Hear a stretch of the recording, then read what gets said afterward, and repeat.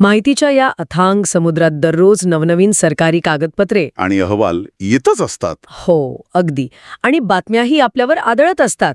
पण त्यातील नेमके काय महत्वाचे आहे हे शोधून काढणे आणि त्याचे अत्यंत सोप्या भाषेत विश्लेषण करणे हेच या सत्राचे मुख्य उद्दिष्ट आहे. नक्कीच आज आपल्याकडे एक असा विषय आहे जो देशातील प्रत्येक घराशी आणि प्रत्येक नागरिकाशी जोडलेला आहे. बरोबर भारताच्या भविष्यातील नियोजनाशी थेट जोडलेला आहे.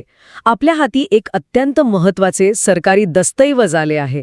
ते म्हणजे महाराष्ट्र शासनाच्या सामान्य प्रशासन विभागाने 26 फेब्रुवारी 2026 रोजी स्वाक्षरित केलेले आणि 27 फेब्रुवारी 2026 रोजी प्रसिद्ध झालेले एक असाधारण राजपत्र. हां, आणि या राजपत्राकडे केवळ एक कागद म्हणून पाहणे चुकीचे ठरेल. ते कसं काय? म्हणजे कसं आहे, जेव्हा एखादा निर्णय तातडीने आणि अत्यंत महत्त्वाच्या अधिकारात शासनाला जाहीर करायचा असतो, तेव्हा नेहमीच्या राजपत्राऐवजी हे असाधारण राजपत्र किंवा एक्स्ट्रा ऑर्डिनरी गॅझेट प्रसिद्ध केले जाते. म्हणजे याला एक वेगळं प्रशासकीय वजन असतं. अगदी.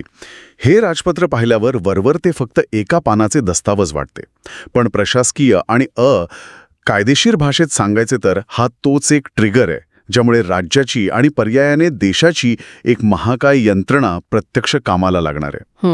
आणि हे स्पष्ट करूया की आपण आज कोणत्याही राजकीय दृष्टिकोनातून याकडे पाहणार नाही होत, तर निव्वळ या कागदपत्रात दिलेल्या तथ्यांचे आणि त्यातून सुरू होणाऱ्या प्रक्रियेचे विश्लेषण करणार आहोत. चला तर मग हे सगळं समजून घेऊया. हे एक पानी कायदेशीर राजपत्र नेमकं काय सांगते, भारताची आगामी जनगणना 2027 कशी सुरू होणार आहे, आणि सगळ्यात महत्त्वाचे म्हणजे या प्रक्रियेत स्वगणना हा जो एक नवा पर्याय आला आहे. हो, तो खूप क्रांतिकारी आहे. नक्कीच.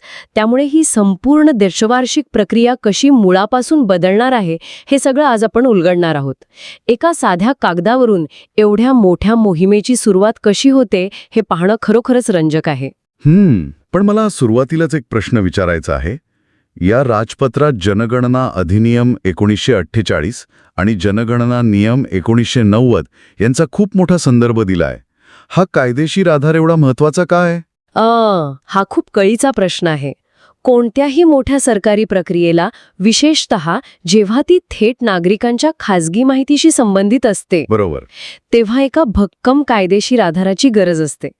या राजपत्राच्या सुरुवातीलाच जनगणना अधिनियम 1948च्या कलम 3 आणि कलम 17 क चा संदर्भ दिलाय. सोबतच 1990च्या नियमांमधील नियम 6 क आणि 6 घ यांचाही उल्लेख आहे. आता हे ऐकायला खूप तांत्रिक वाटेल. हो, थोडं जड जातंय ऐकायला, पण याला आपण अगदी सोप्या भाषेत समजून घेऊया. जेव्हा लाखो कर्मचारी लोकांच्या दारात जाऊन त्यांची माहिती विचारतात, तेव्हा ती माहिती गोळा करण्याचा त्यांना कायदेशीर अधिकार असायला हवा ना? हो, कोणीही उठून कोणालाही अशी वैयक्तिक माहिती विचारू शकत नाही. अगदी बरोबर. हा कायदा तो अधिकार देतो. म्हणजे केवळ अधिकार देणे हाच या कायद्याचा उद्देश आहे का? कारण माहिती देताना सामान्य लोकांच्या मनात अनेक शंका असू शकतात. नेमका हाच दुसरा आणि सर्वात महत्त्वाचा पैलू आहे. हा कायदा जसा कर्मचाऱ्यांना माहिती गोळा करण्याचा अधिकार देतो, तसाच तो नागरिकांना एका अत्यंत महत्त्वाच्या गोष्टीची हमी देतो. गोपनीयतेची हमी. अगदी बरोबर, गोपनीयतेची हमी. या कायद्यानुसार जनगणनेमध्ये दिलेली माहिती पूर्णपणे गुप्त ठेवली जाते. उदाहरणार्थ, एखाद्या व्यक्तीने जनगणनेत सांगितले की त्याच्याकडे 3 गाड्या आहेत आणि मोठं घर आहे, तर ही माहिती प्राप्तिकर विभाग किंवा दुसरा कोणताही सरकारी विभाग स्वतःच्या कारवाईसाठी वापरू शकत नाही. अगदी न्यायालयातही ही माहिती पुराव्यासाठी मागवली जाऊ शकत नाही. अरे वा, म्हणजे हे खूपच सुरक्षित आहे. होय. म्हणून या कायद्याचा उल्लेख राजपत्रात असणे म्हणजे नागरिकांना दिलेला एक कायदेशीर दिलासा आहे की तुमची माहिती सुरक्षित राहील. हा मुद्दा खरोखरच खूप महत्वाचा आहे. म्हणजे हे केवळ एक साधं परिपत्रक नाही, तर संविधानाने दिलेल्या अधिकारांचा वापर करून काढलेला एक भक्कम आदेश आहे.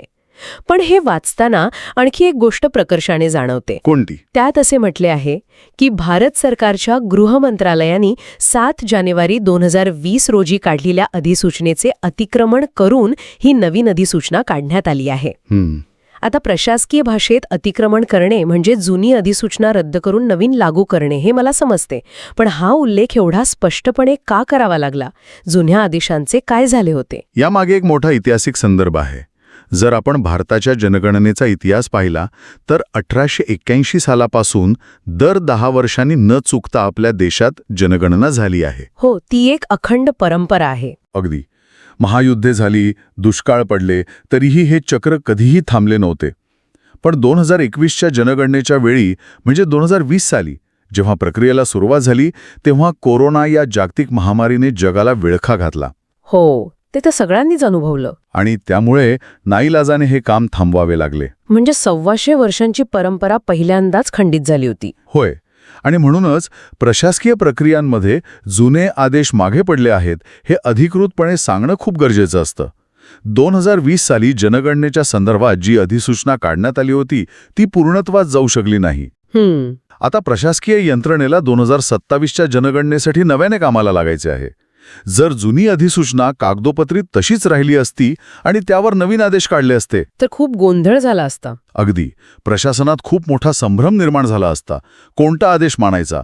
म्हणून महाराष्ट्र शासनाने अत्यंत स्पष्टपणे जाहीर केले की 9 जानेवारी 2020 रोजी प्रसिद्ध झालेल्या त्या जुन्या अधिसूचनेला रद्दबातल ठरवून नवीन दिशा निश्चित केली आहे. बरोबर. भारताची जनगणना 2027 साठी ही नवीन आणि अद्ययावत दिशा निश्चित करण्यात आली आहे. एक प्रकारे जुनी पाटी कोरी करून नव्या जोमाने सुरुवात करण्यात आली आहे. यातून प्रशासकीय स्पष्टता किती महत्वाची असते हे दिसून येते. आता या राजपत्रातील सर्वात मोठ्या आणि प्रत्यक्ष कामाच्या घोषणेकडे वळूया. नक्कीच. जनगणनेचा पहिला टप्पा. राजपत्रात स्पष्टपणे नमूद केले आहे की राज्यामध्ये घरायादी आणि घरगणनेचे क्षेत्रीय कार्य सुरू होणार आहे. आता मला सांगा, माणसांची मोजणी करण्याऐवजी आधी घरांची यादी का केली जाते? यामागे अत्यंत सूक्ष्म नियोजन असते. घरायादी आणि घरगणना हा जनगणनेचा अगदी पायाभूत टप्पा मानला जातो. याला आपण एका उदाहरणाने समजून घेऊया. समजा आपल्याला एखाद्या मोठ्या लग्नाचे नियोजन करायचे आहे, तर आपण थेट पाहुण्यांची मोजणी सुरू करत नाही.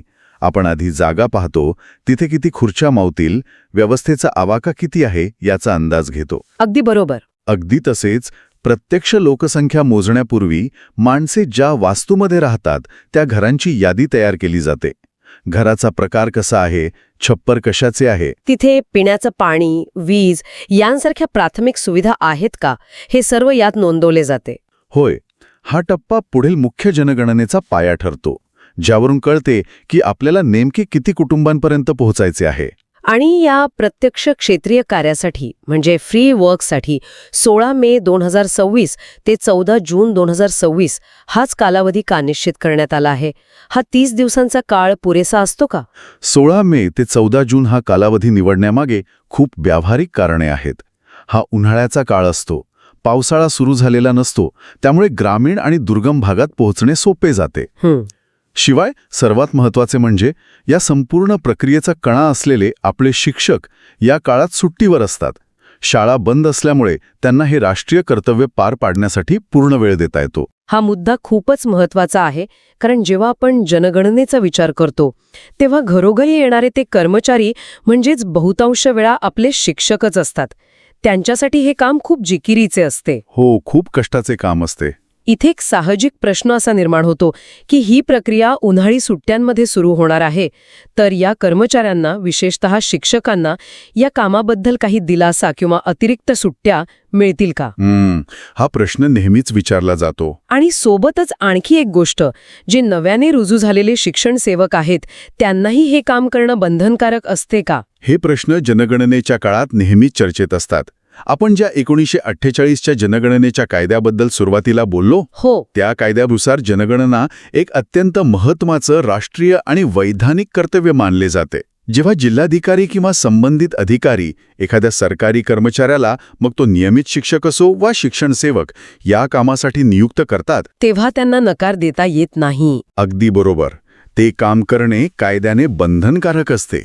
शिक्षणसेवक जरी प्रोबेशनवर असले तरी ते शासकीय यंत्रणेचा भाग असतात, त्यामुळे त्यांनाही हे काम लागू होते. आणि यातून सूट मिळण्याची काही प्रक्रिया आहे का? यातून सूट मिळणे हे अत्यंत दुर्मिळ असते आणि त्यासाठी गंभीर वैद्यकीय कारणे किंवा निवडणूक प्रक्रियेसारखीच अत्यंत तातडीची कारणे असावी लागतात. म्हणजे सहजासहजी सुटका नाही. आणि सुट्ट्यांच्या बदल्यात मिळणाऱ्या नुकसान भरपाईचे काय? त्याविषयी सांगायचे तर आज आपण ज्या एका पानाच्या राजपत्रावर चर्चा करत आहोत त्यात सुट्ट्यांच्या नियमांचा थेट उल्लेख नाही, कारण या राजपत्राचा उद्देश फक्त तारखा आणि कायदेशीर चौकट जाहीर करणे हा आहे.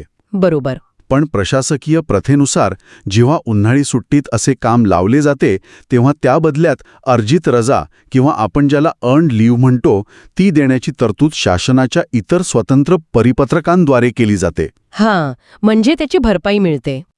जेव्हा हे काम प्रत्यक्ष सुरू होईल तेव्हा त्या संदर्भातील सविस्तर मार्गदर्शक सूचना संबंधित विभागांकडून नक्कीच काढल्या जातात. म्हणजे काम अनिवार्य आहे, पण त्याची दखलही प्रशासकीय पातळीवर घेतली जाते. पण याच संदर्भात या राजपत्राच्या अगदी शेवटच्या ओळींमध्ये एक अशी घोषणा आहे जी या सर्व कर्मचाऱ्यांसाठी खऱ्या अर्थाने सर्वात मोठा दिलासा ठरू शकते. हो, आणि ती खूप रंजक आहे. अगदी. हीच ती घोषणा आहे जी पारंपरिक जनगणनेच्या पद्धतीला पूर्णपणे छेद देते. ती घोषणा म्हणजे स्वगणनेचा पर्याय. अधिसूचनेत स्पष्टपणे लिहिले आहे की प्रत्यक्ष क्षेत्रीय कार्यास प्रारंभ होण्यापूर्वी 15 दिवस म्हणजे 1 मे 2026 ते 15 मे 2026 या कालावधीत नागरिकांना स्वगणनेचा पर्याय उपलब्ध असेल. हा नेमका काय प्रकार आहे? हा स्वगणनेचा टप्पा यावेळच्या जनगणनेतील एक सर्वात क्रांतिकारी बदल आहे. आजवरच्या जनगणनेत काय व्हायचे? प्रत्येक कर्मचाऱ्याला घरोघरी जाऊन स्वतः प्रश्न विचारून कागदावर किंवा टॅबवर माहिती भरावी लागायची.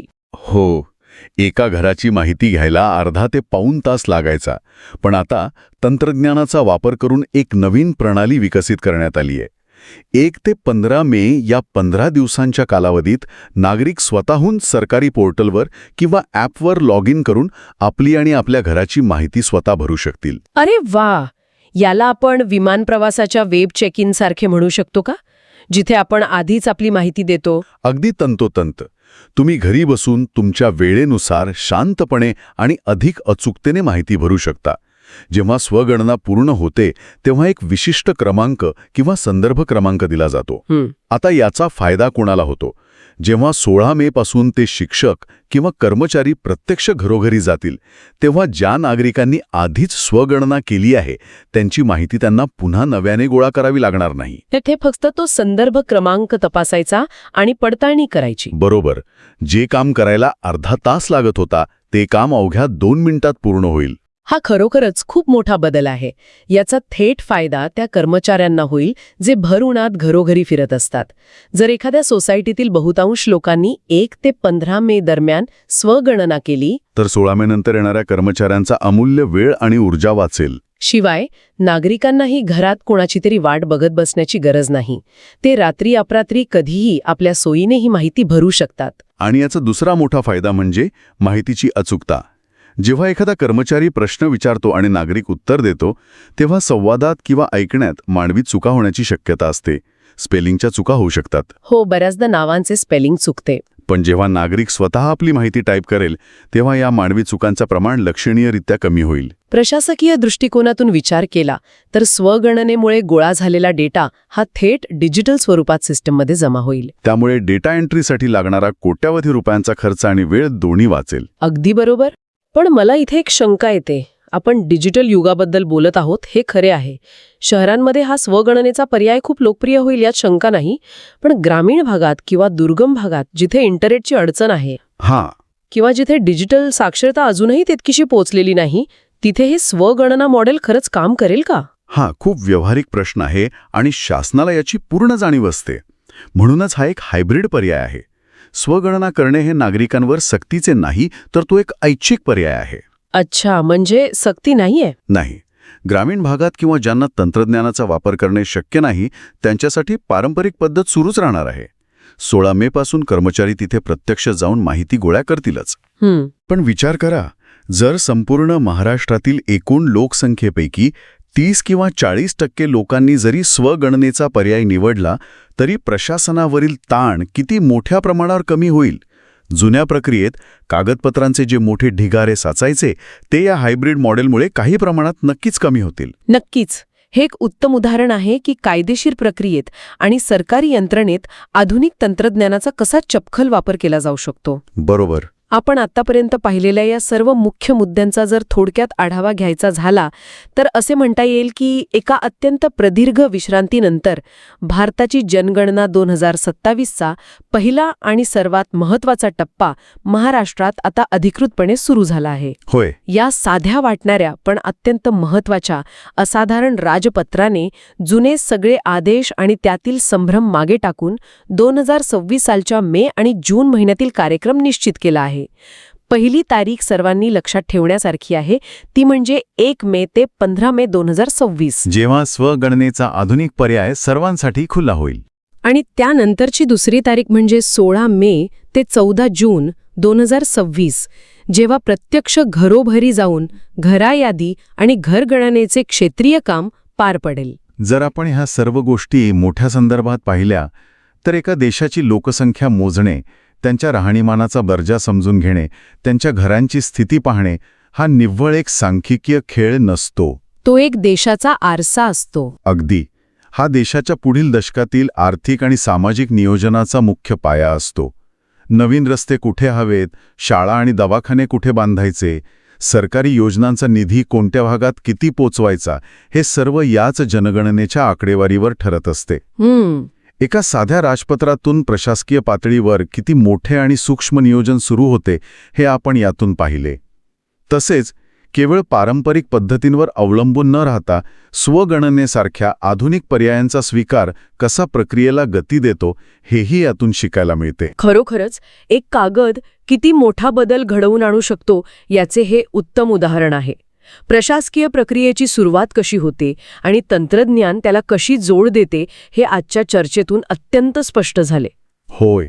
आता आपण सत्राच्या अखेरीस आलो आहोत, पण जाता जाता श्रोत्यांसाठी एका नव्या आणि वेगळ्या विचारावर थांबायला हवे. नक्कीच. आज आपण या राजपत्रातून पाहिले की आपण पारंपरिक पद्धतीने घरोघरी जाऊन कागदावर होणाऱ्या जनगणनेकडून स्वतःहून माहिती भरण्याच्या डिजिटल आणि हायब्रिड मॉडेलकडे वेगाने वाटचाल करत आहोत. आजवर जनगणनेची माहिती ही कागदांवर, मोठ्या फाईल्समध्ये आणि भल्या मोठ्या बाडग्यांमध्ये नोंदवली जायची. होय. तो आपल्या इतिहासाचा एक भौतिक पुरावा होता. अगदी. पण आता जेव्हा हा संपूर्ण डेटा थेट डिजिटल स्वरूपात संकलित होणार आहे, तेव्हा येणाऱ्या काळात हा डिजिटल बदल आपला इतिहास कसा नोंदवणार हा खरोखरच एका मोठ्या अभ्यासाचा विषय ठरेल. 50 किंवा 100 वर्षांनंतर जेव्हा इतिहासकार या दशकाचा अभ्यास करतील, तेव्हा त्यांना कागदांऐवजी हा डिजिटल ठसा कसा सापडेल आणि ते त्याचं विश्लेषण कसे करतील, या प्रश्नावर नक्की विचार करा. खूपच सखोल विचार आहे हा. आजच्या या सखोल विश्लेषणात सहभागी झाल्याबद्दल सर्वांचे खूप खूप आभार. पुन्हा भेटूया अशाच एका नव्या आणि रंजक विषयासह. तोपर्यंत वाचत रहा, विचार करत रहा.